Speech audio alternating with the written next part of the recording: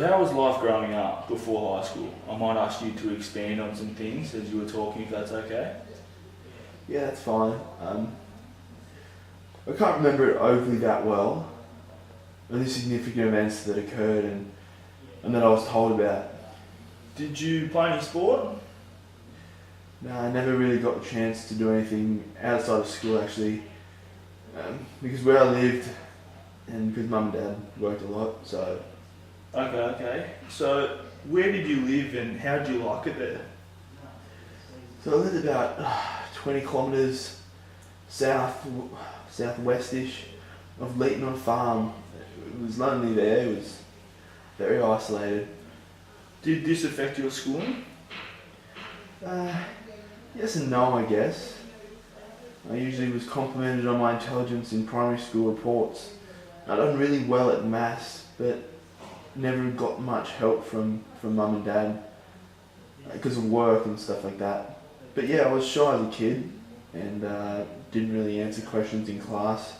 I knew the answer though. Did you have any siblings?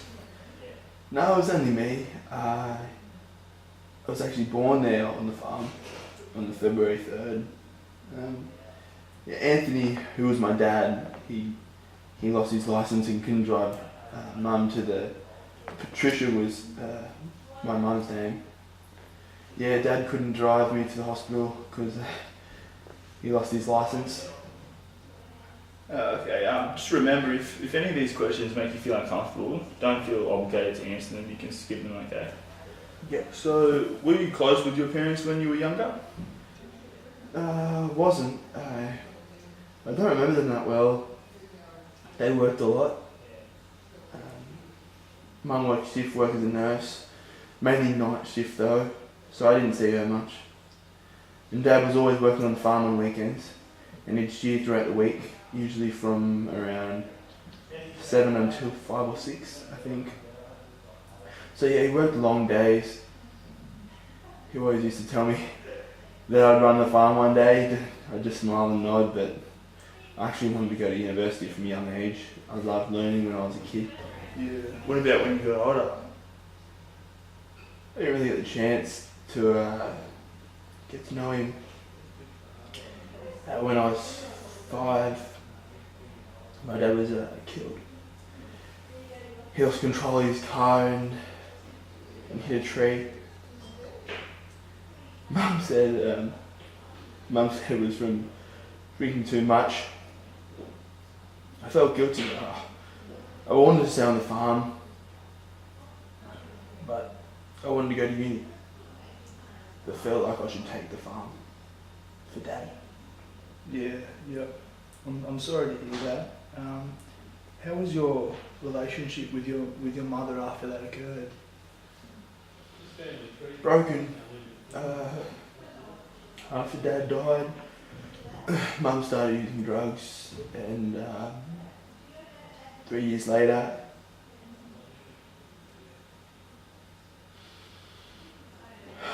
in October,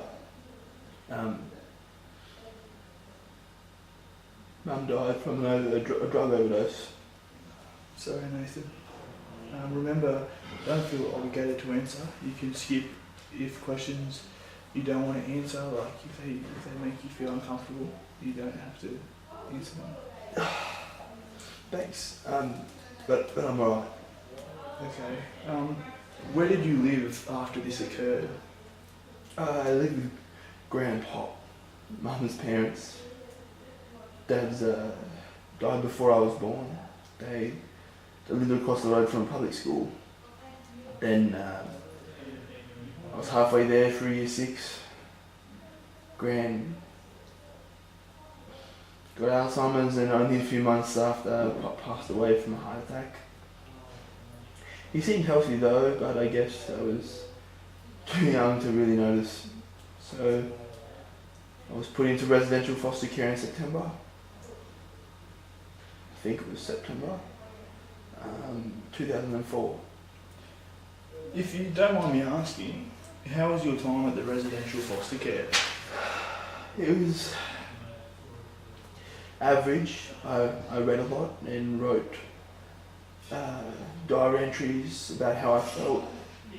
It helped, to escape everything. Helped me get away from everything. Yeah. Can you tell me more about how the furniture was and the food? The beds were, the beds were small, with springs busted that constantly pierced the skin if you tossed and turned. And the food, was just the same small portion meals day in and day out, producing a constant feeling of hunger. Did you meet anyone whilst at residential foster care?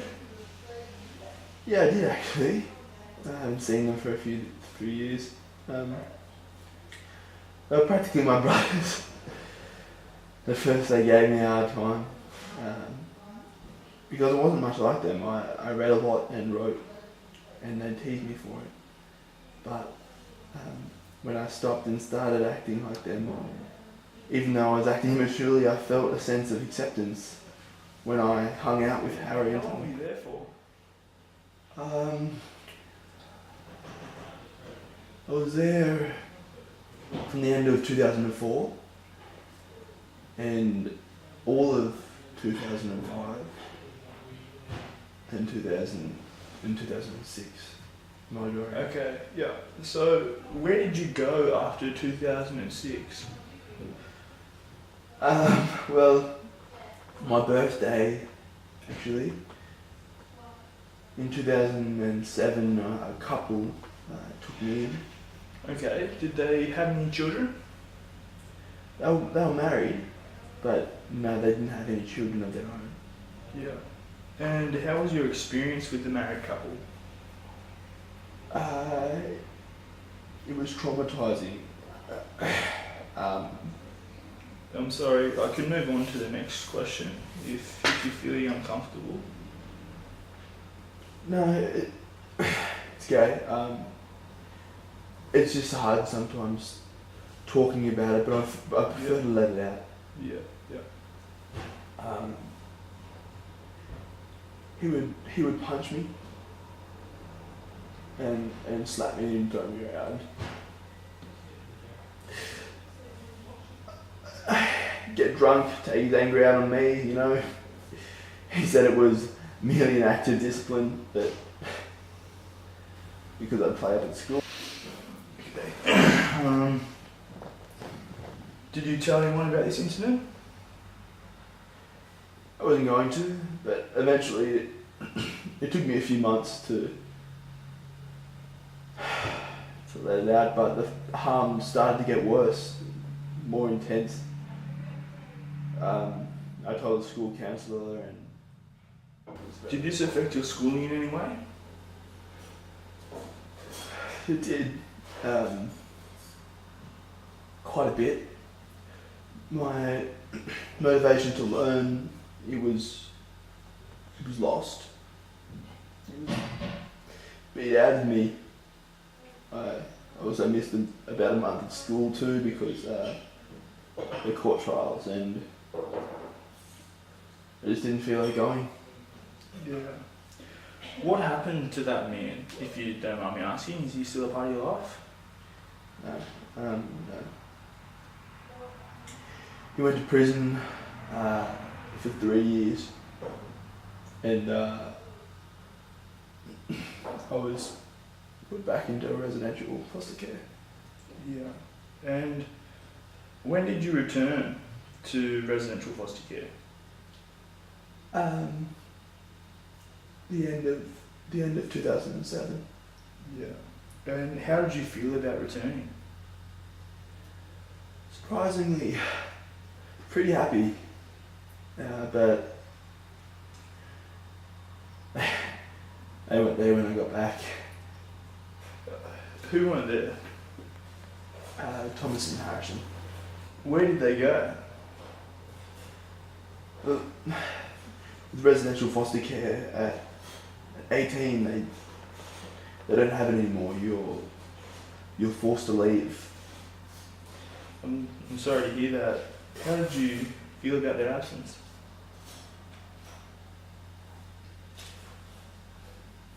I felt alone. made things harder to cope with. It was tough.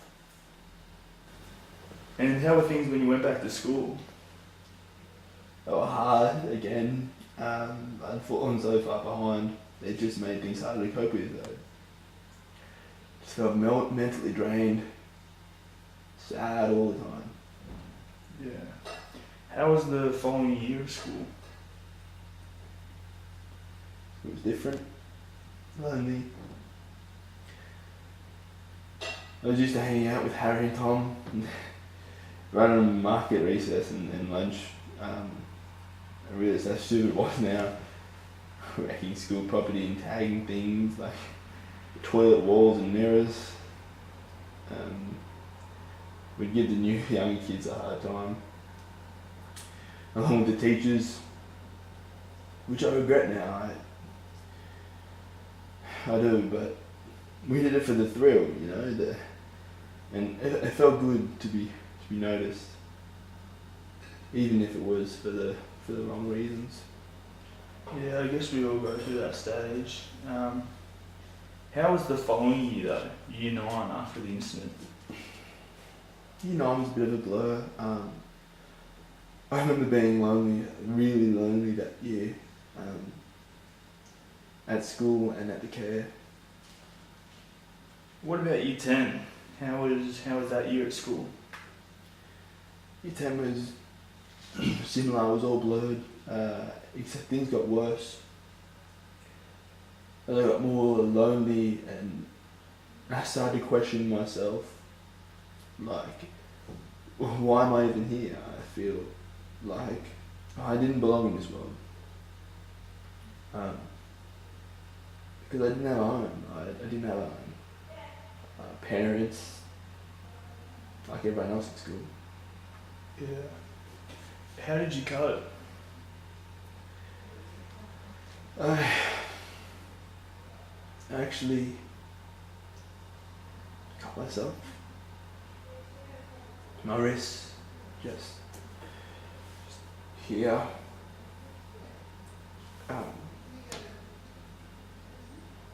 I knew I didn't want to die, but I considered it. You don't have to continue if you feel uncomfortable talking about Okay. this. It's okay.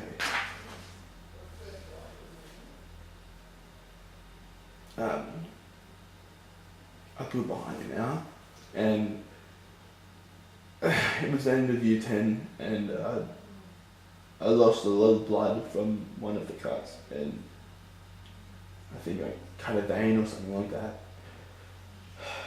Still a bit of a blur. But I remember the doctor saying I'd gone into shock because I lost so much blood. Yeah. And how did you recover from this?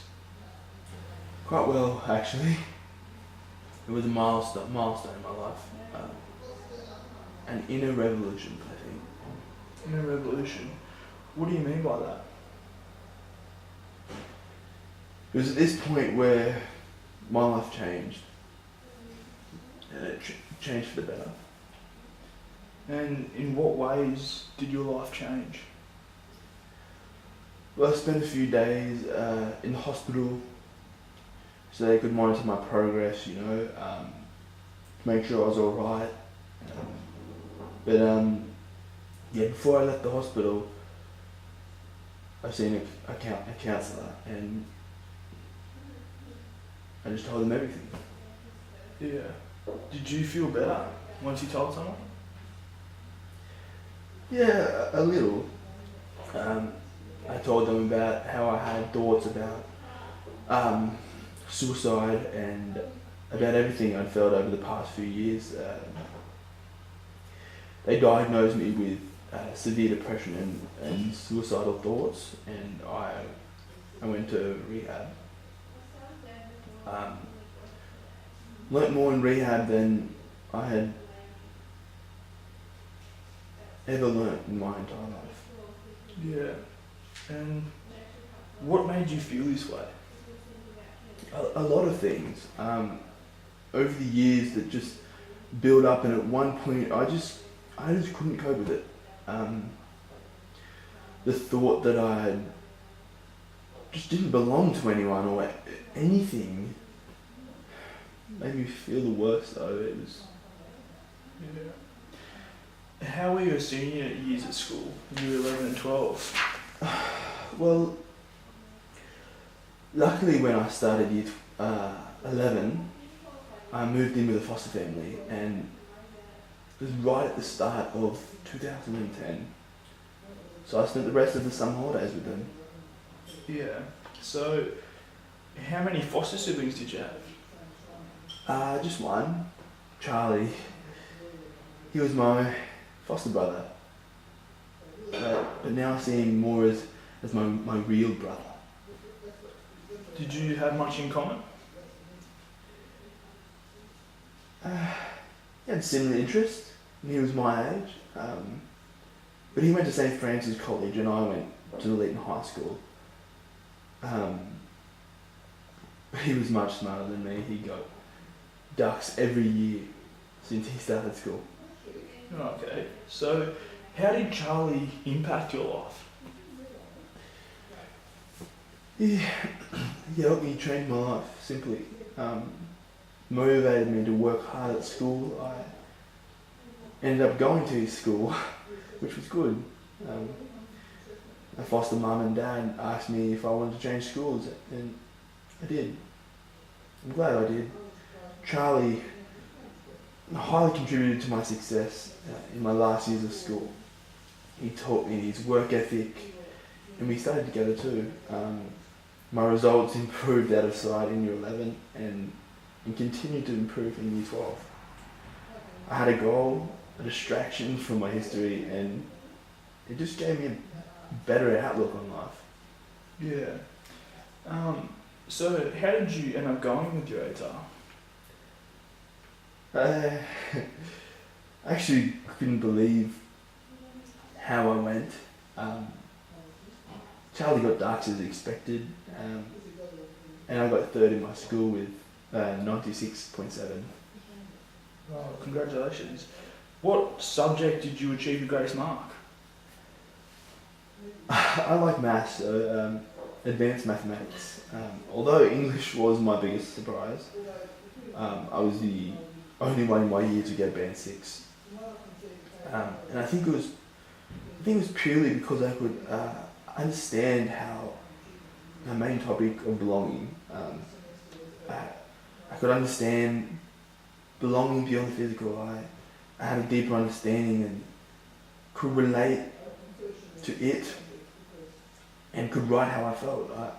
I knew from experience that the sense of acceptance, acknowledgement and support is the most powerful tool to construct a positive mentality. Thank you, Nathan, for your touching story. Thank you.